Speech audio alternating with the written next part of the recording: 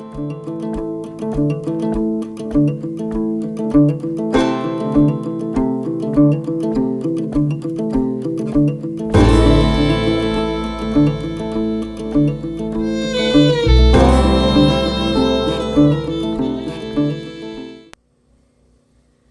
everybody, and welcome to today's episode of Blue Ridge Off Grid. I'm out here shucking some corn. I'm going to show you what it looks like. Don't that look good? I'm getting ready to stick it on the grill today. I'm going to grill some corn and some squash, and it's a hot one up here in the North Carolina mountains today. So we're about 90 degrees and it's hot. And it's going to get hotter as the week progresses. So I'm thankful for where I'm at because it's hotter in a lot of other places, a lot hotter. I seen on the news where the surface temperature water in Key West, Florida, I believe it was down in the Florida Keys, the surface level water temperature was 121 Fahrenheit. That is amazing and scary all at the same time. At any rate, we're doing great up here. We've had some pretty significant rains within the last couple of weeks. One night we had a 7 inches of rain event in one night. And I had a friend in Tennessee who is trying to be self-sustainable and live off-grid. They had quite a bit of rain, and they actually almost flooded their creek. It came out of the banks. So watching the videos from that was pretty interesting.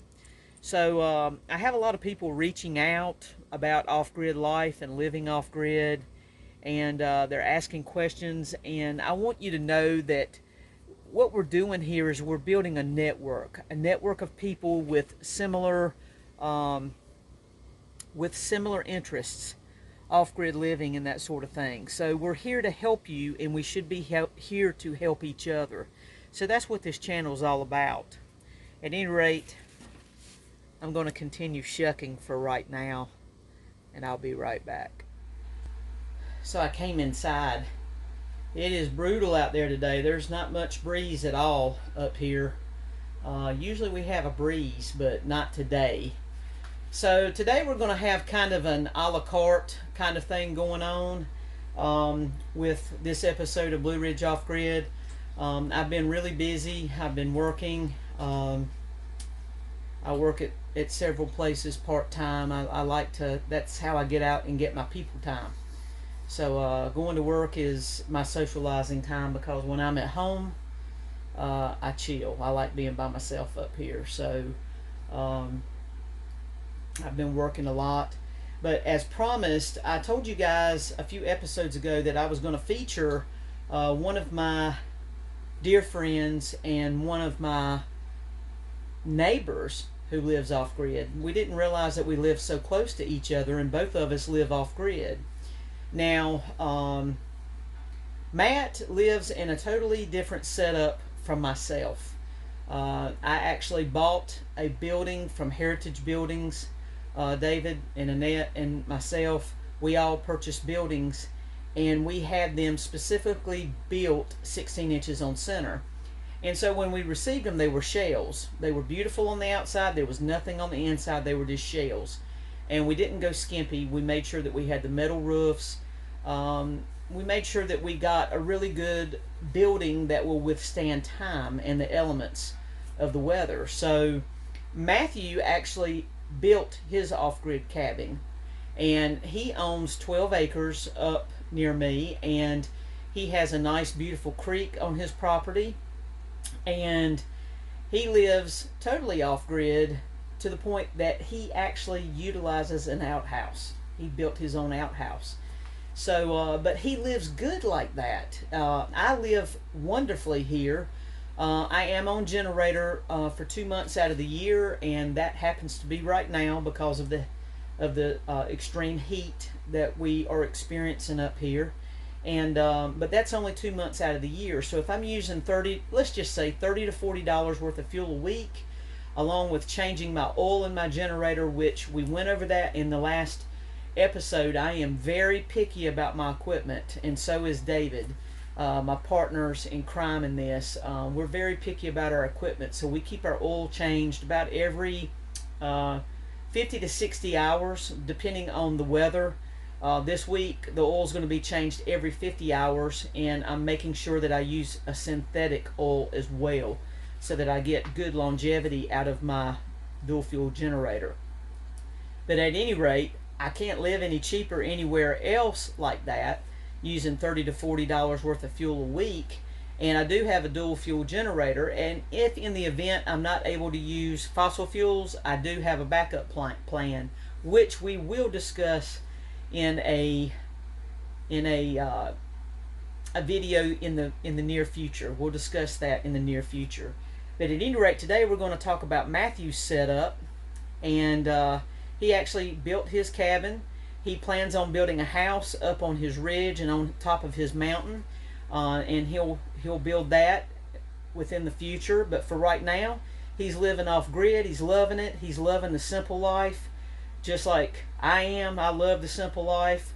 I am very comfy here, very comfy. Live a very comfy life here. I love it, and it's amazing how living off grid is much easier than what people think. And we've aced it. We really have. I love it. I love this lifestyle. I did have to downsize a lot, and that's okay. That's all fine and dandy. Downsizing, there's nothing wrong with downsizing and living a simple life. So today we're going to have a look at his setup. So as promised, here's Matthew's setup, and he is about by crow's fly to the other side over here, he may be a mile from me at the most. I really don't think it's that far, but he's a great guy, and I would like to thank him for allowing us to feature his setup on Blue Ridge Off Grid. And this will give you ideas. If you're looking to build an off-grid setup, this will give you some ideas and just give you an idea of how other people live. Now, I'm in my 50s, and Matthew is in his upper 30s, not far away from 40, and he's living the good life. He's like me. He works when he wants to, does what he wants to, when he wants to, and he's in touch with nature, and the footprint that we're leaving behind during our lives is very important to him as well. So without further ado, here we go to see Matthew's stuff. Be right back. So as you can see, Matt had to use some automated equipment in order to dig his holes for his posts and such. It's very rocky up here. It's a very rocky terrain in this area, so it's rather challenging when you begin to build. He designed this cabin himself. He built it himself by hand. This is a photo that he shared with me from the early stages of his building, and it's a very innovative design. Like us, he uses wood heat. He uses a wood stove to heat his cabin, and his bedroom is upstairs, so he has a loft to which he utilizes as his bedroom, and he's using that natural law of heat rising to his advantage to keep warm with upstairs, so when he's asleep. It's a very beautiful terrain, very beautiful tract of land that he has. He does have a creek on it, and like us, he's had to pour a lot of gravel in his roads and up leading up to his cabin, and just a very nice design. I got tickled. He does have a doggy door for his dogs. He does have his immediate living space fenced in, and that's primarily due to the wildlife that we have up here, the small black bear, the coyotes, the foxes. He's just trying to protect his dogs when he's not home and they come outside. So he chops his own firewood by hand. He heats with wood. He built that cabin himself. It is a very nice off-grid setup.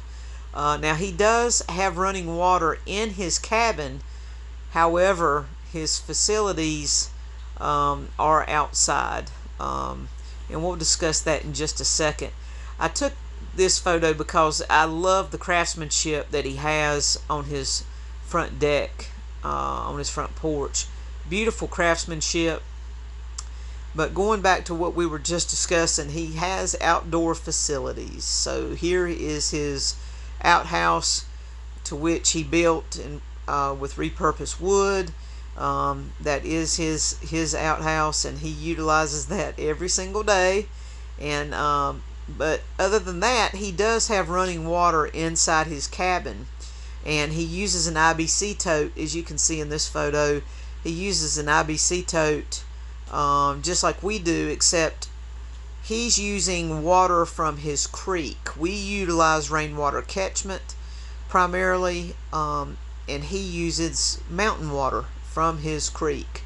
So this is where he's getting his mountain water from. He has it fixed to where it flows into his IBC tote, and from his IBC tote he takes a shower, and he has running water in his cabin. Now he does use a hot water heater like the one we featured in our last episode, so it's a propane powered water heater.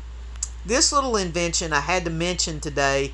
This is a repurposed refrigerator, and he's using water from his creek, which is cold mountain water, cold fresh mountain water, and he's got it piped in with a coil inside the refrigerator. The piping comes in, the water comes in through the back side of the refrigerator. And keep in mind, this is non-electrical. This is not electrical. It's not hooked up to the electric grid or to a power source. He's using cold mountain water, which he's running in the back of this refrigerator, into this coil in the top of the refrigerator. Mountain water is circulating through that coil, and he once again he's using the law of cold descends. So heat rises, cold descends. This is how he's cooling this refrigerator, totally off grid.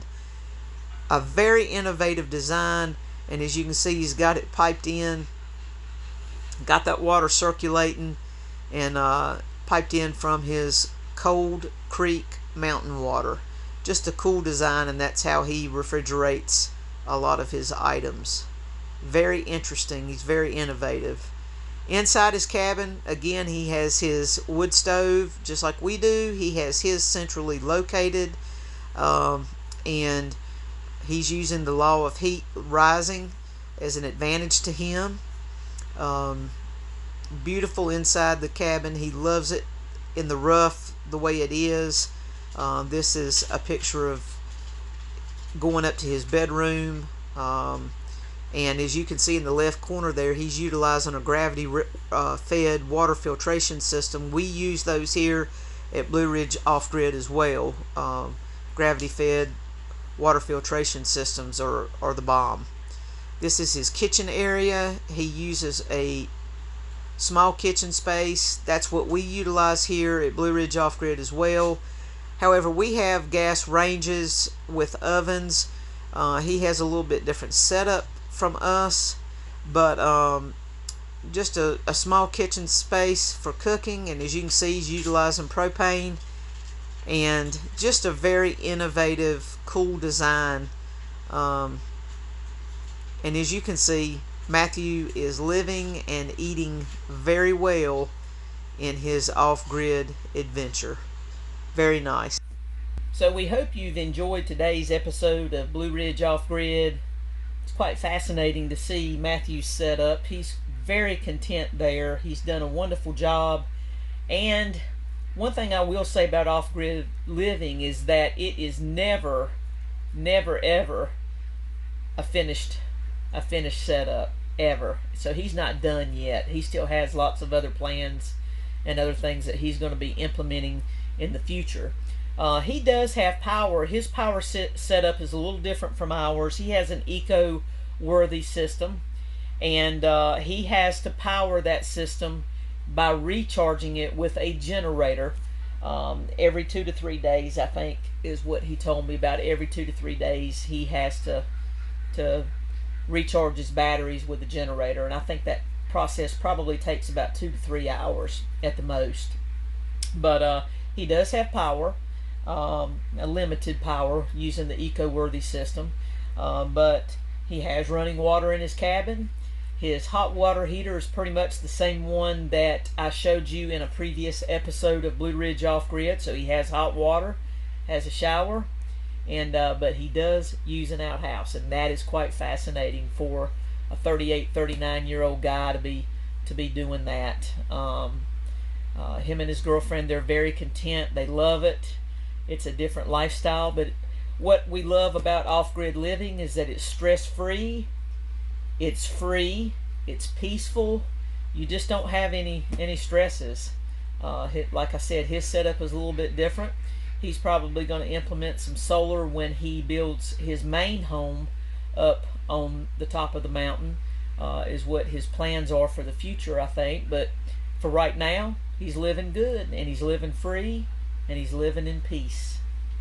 Thanks so much for joining us today for this version of Blue Ridge Off Grid. We got a lot of great episodes coming up, and some more people who are trying to become self-sufficient and live off-grid and without what we call luxuries in life, I guess. I live very luxurious here. I have it made. I love it. So does Matthew. He loves his life as well. Again, no stress. It's just a very peaceful lifestyle. So at any rate, if you're living on the grid and you have no plans to come off of it, hopefully you will have learned a little something here today that you might be able to implement or use if in the event the shit hits the fan, because we all know that we're so close to World War III, and with technology running the world, it's so easy to shut down our lives. Think about those debit cards that don't work when you go to the store and you don't have any cash on you. Or just think about how hard your life is when you have a power outage that lasts a long time. Or maybe you don't have the internet, so you can't take funding from other people if you're a business. All those things you need to think about, and you need to have a backup plan just in case, because you never know. As I say in every video, it's better to have it and not need it than to need it and not have it. Thanks for watching Blue Ridge Off Grid today. If you would, please give us a thumbs up, like, share, and subscribe through our YouTube channel. Please give us a thumbs up, like it, share it, and subscribe it to our channel. We really need more subscribers. It's hard to get the word out, and but we are doing a fine job doing that and growing the channel, and I hope to have another episode here up in the next couple of days. Good luck and God bless, and if you have any questions, comments, please feel free to contact us. We will see you soon.